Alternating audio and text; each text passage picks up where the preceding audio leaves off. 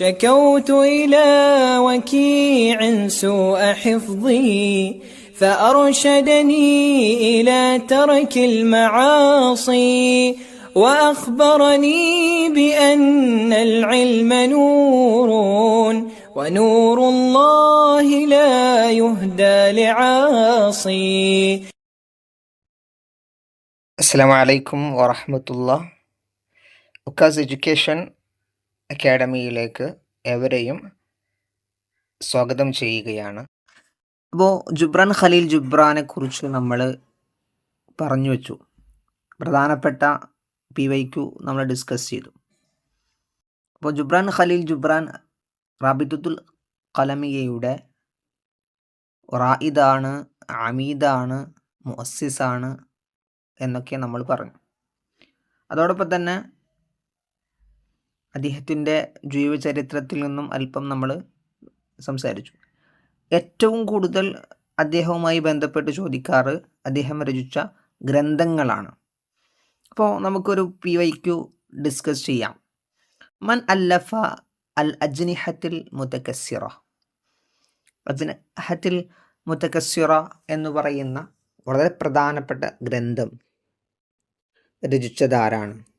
ഓപ്ഷനിലുള്ളതുപോലെ തന്നെ ജുബ്രാൻ ഖലീൽ ജുബ്രാനാണ്. അടുത്ത ഒരു ക്വസ്റ്റ്യൻ, കിതാബു ദംഅ വബ്തിസാമ മിൻ തഅലിഫി. ആരുടെ ഗ്രന്ഥത്തിൽ പെട്ടതാണ് ദംഅ വബ്തിസാമ എന്ന് പറയുന്നത്? നിഖായിൽ നുഐമയോ ഇലിയാബുൽ മാദിയോ മാസ്നിയോ അല്ല, ജുബ്രാൻ ഖലീൽ ജുബ്രാൻ ആണ് എന്ന് നമുക്ക് അറിയാം. അപ്പോൾ നമ്മൾ അദ്ദേഹം രചിച്ച ഗ്രന്ഥങ്ങളെക്കുറിച്ച് നമ്മൾ പഠിക്കൽ അനിവാര്യമാണ്. 2 ഘട്ടങ്ങളാക്കി ജുബ്രാൻ ഖലീൽ ജുബ്രാൻ്റെ ഗ്രന്ഥരചനയെ നമുക്ക് തരംതിരിക്കാൻ സാധിക്കും. 1905 മുതൽ 1923 വരെയുള്ള കാലഘട്ടത്തെ അദ്ദേഹം ഏറ്റവും കൂടുതൽ പ്രാധാന്യം കൊടുത്തത് അറബി ഭാഷയിലുള്ള ഗ്രന്ഥരചനയ്ക്കാണ്. അപ്പോൾ ആദ്യമായി രചിച്ചത് ചിത്രത്തിൽ കാണുന്നത് പോലെ അൽ മ്യൂസിഖിയാണ്. 1905 അത് രചിക്കുന്നത്. അവ്വലു കിതാബുൻ അസ്തറഹു ജുബ്രാൻ, ഖലീൽ ജുബ്രാൻ്റെ ആദ്യത്തെ ഗ്രന്ഥമാണത്. അതിലെ വിഷയം സ്നേഹമാണ്. മക്കാല തൊവീലാണ്, ദൈർഘ്യമേറിയ മക്കാലയാണ് അത്. അടുത്ത ഗ്രന്ഥം നോക്കൂ, തൊട്ടടുത്ത വർഷം 1906 അറാഹിസുൽ മുറൂജ് പുറത്തിറങ്ങുന്നു. മജ്മുഅത്തുൻ ഖസസിയ്യ ഖസീറ, ചെറുകഥകളാണ്.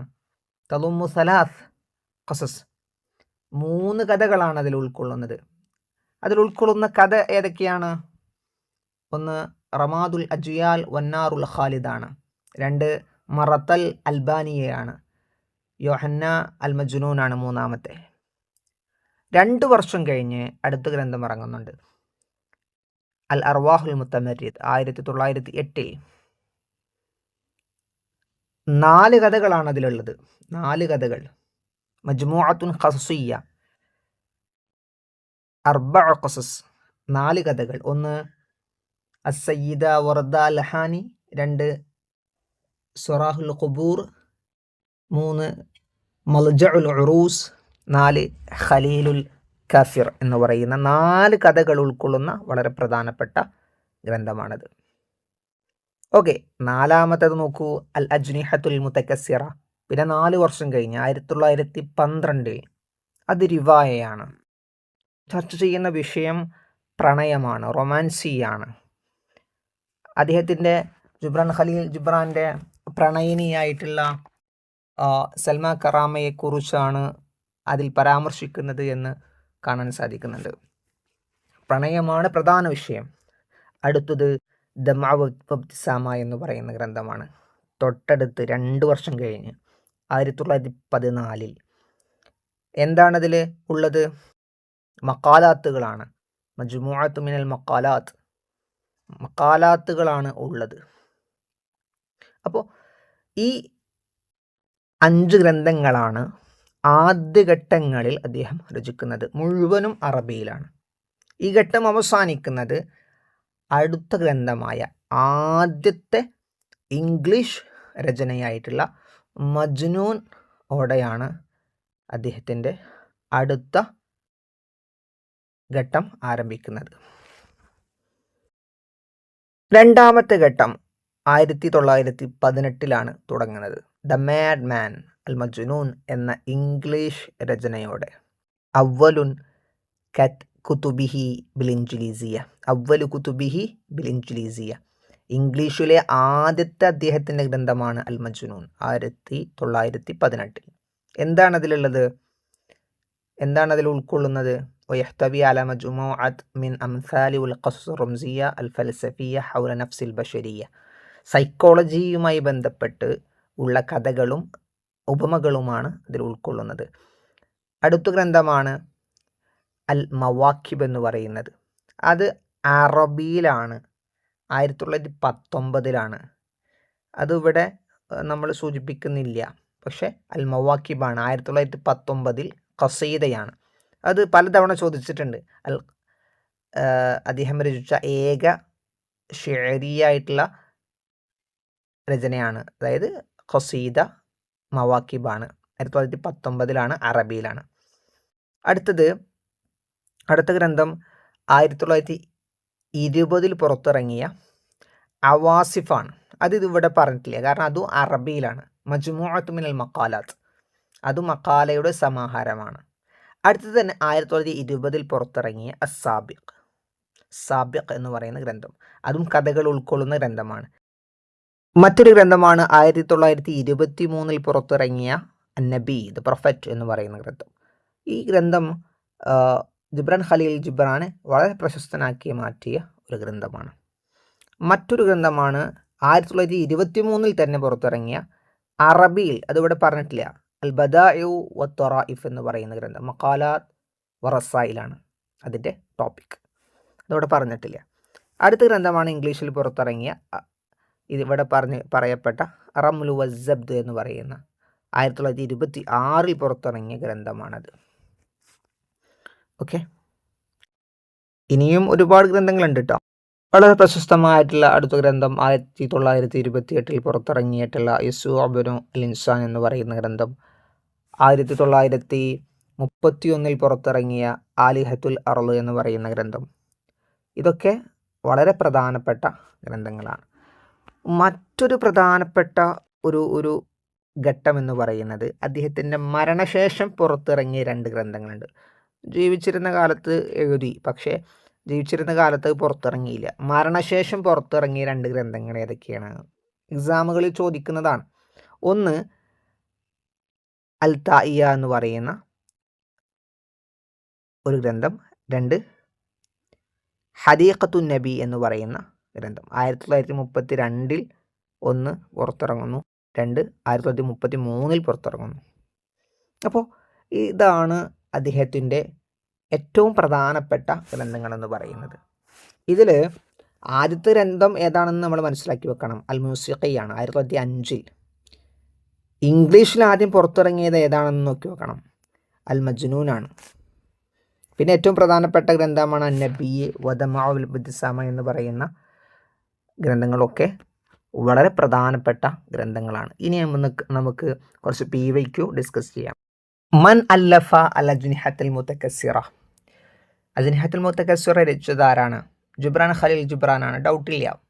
എന്നാൽ അത് എന്നാണ് രചിച്ചത് എന്ന് ചോദിക്കാം. 1912 എന്താണ് അതിൽ പ്രതിപാദിക്കുന്നത്? റിവായയാണ്. എന്താണ് വിഷയം? ഹുബ്ബാണ്. ആരോടുള്ള ഹുബ്ബ്? സൽമ കറാമ എന്ന് പറയുന്ന പ്രണയിനിയോടുള്ള ഹുബ്ബിനെ കുറിച്ച് പ്രതിപാദിക്കുന്ന വളരെ പ്രശസ്തമായിട്ടുള്ള ഗ്രന്ഥമാണത്. അടുത്ത് നോക്കൂ, കിതാബു ദംഅ വബ്തിസാമ മിൻ തഅലിഫി. ആരുടെ ഗ്രന്ഥമാണ്? ദംഅ വബ്തിസാമ. അത് ജിബ്രാൻ ഖലീൽ ജിബ്രാൻ്റെ ഗ്രന്ഥമാണ്. എന്നാണത് പുറത്തിറങ്ങിയത്? 1914. എന്താണ് അതിലുള്ളത്? മഖാലാത്തുകളാണ്. അറബി ഗ്രന്ഥമാണ്. ഈ 2 ഗ്രന്ഥങ്ങളും അത് ശ്രദ്ധയിൽ വേണം. അടുത്ത് നോക്കൂ, അൽ കിതാബാനില്ലദാനി നുഷിറ ബിൽ ലുഗത്തിൽ ഇൻജുലീസിയ. ഇംഗ്ലീഷ് ഭാഷയിൽ പുറത്തിറങ്ങിയ 2 കിതാബുകൾ. ബഅദ വഫാത്തി ജിബ്രാൻ ഖലീൽ ജിബ്രാൻ. ജിബ്രാൻ ഖലീൽ ജിബ്രാൻ രചിച്ചു, പക്ഷേ മരണശേഷമാണ് അത് പുറത്തിറങ്ങിയത്. അങ്ങനത്തെ 2 ഗ്രന്ഥങ്ങൾ ഏതൊക്കെയാണ്? അത്താഇ വഹദീഖത്തുൻ നബി. നമ്മൾ പറഞ്ഞു അല്ലേ, അത്തായി എന്ന പുറത്തിറങ്ങുന്നത് 1932. ഹദീഖത്തുൻ നബിയോ 1933. രണ്ടും ഇംഗ്ലീഷുള്ള രചനയാണ്. അടുത്തത് നോക്ക്, അടുത്ത ഏതാണ്? റത്തിബുൽ മുആസിരി ജുബ്രാൻ ഖലീൽ ജുബ്രാൻ ഹസബ സനവാത്തി ഇസ്ദാരിഹ തർത്തീബൻ തനാസുലിയൻ. തനാസുലി എന്ന് പറഞ്ഞാൽ അവസാനം ഇറങ്ങിയത് ഏത്? ഏറ്റവും അവസാനം, അതിനു മുമ്പ് അങ്ങനെ വേണം അതിൻ്റെ ഓർഡർ. അപ്പോൾ കൃത്യമായി നമ്മൾ പഠിച്ചു വെക്കണം. അതിനാണ് നമ്മൾ ഓരോ ഗ്രന്ഥങ്ങളുടെയും ഡേറ്റ് അടക്കം കൊടുത്തത്. ആദ്യം അറബി ഗ്രന്ഥങ്ങൾ, പിന്നെ ഇംഗ്ലീഷ് ഗ്രന്ഥങ്ങൾ, അതിൻ്റെ ഡേറ്റ് അടക്കം കൊടുത്തത്. ഇപ്പോൾ ഇതിൽ നബി എന്ന് പറയുന്ന ഗ്രന്ഥമാണ്, അത് ഇംഗ്ലീഷ് ഗ്രന്ഥമാണ്, 1923. അതാണ് ആദ്യം വരിക. പിന്നെ ഏതാ? 1919 അൽ മവാക്കിബ്, അത് ഖസീദയാണ്, അറബിയിലാണ്.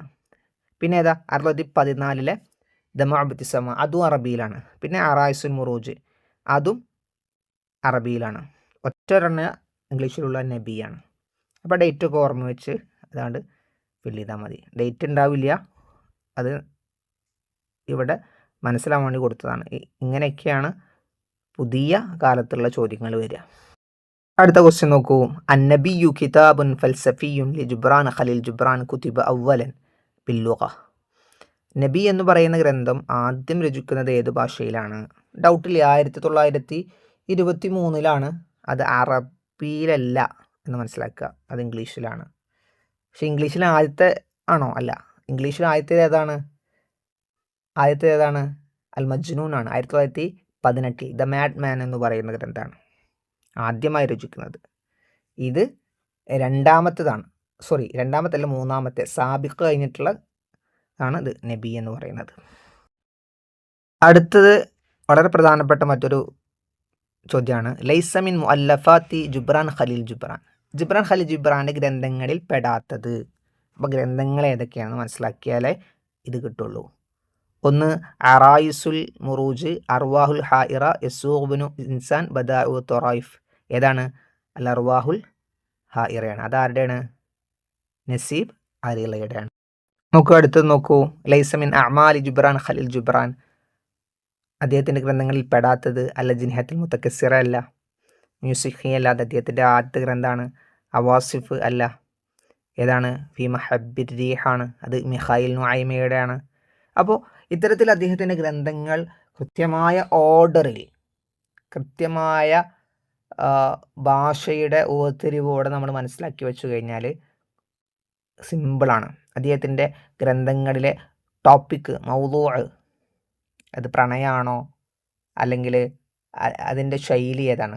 മക്കാലയാണോ, ഖസസിയാണോ, ഷിഅരിയാണോ, ഓരോ റിവായ ആണോ? ഇതൊക്കെ കൃത്യമായി മനസ്സിലാക്കി വെച്ചാൽ തന്നെ സിമ്പിളായിട്ട് എന്ത് ചെയ്യാം, നമുക്ക് ജുബ്രാൻ ഖലീൽ ജുബ്രാൻ്റെ ഭാഗത്ത് വരുന്ന ചോദ്യങ്ങളൊക്കെ കൃത്യമായി മനസ്സിലാക്കാൻ പറ്റും. അപ്പോൾ നമ്മൾ ഓഫ്ലൈൻ ക്ലാസ്സുകൾ സംഘടിപ്പിക്കുന്നുണ്ട്, സാറ്റർഡേ സൺഡേ ബാച്ചുകളായിട്ട് പെരുമ്പലാവ് ഭാഗത്താണ്. അപ്പോൾ നമുക്ക് ഓൺലൈൻ ക്ലാസ്സുകളൊക്കെ ചെറിയ രീതിയിൽ നമ്മൾ കൊടുക്കുന്നുണ്ട്. യൂട്യൂബ് ക്ലാസ്സുകളുണ്ട്. അപ്പോൾ PYQ ഡിസ്കഷൻസ് ഉണ്ട്. അപ്പോൾ താല്പര്യമുള്ളവർ വാട്സപ്പിൽ കോൺടാക്റ്റ് ചെയ്യുക. ഇൻഷാ അല്ലാഹ്. അസ്സലാമു അലൈക്കും. شكوت إلى وكيع سوء حفظي فأرشدني إلى ترك المعاصي وأخبرني بأن العلم نور ونور الله لا يهدى لعاصي.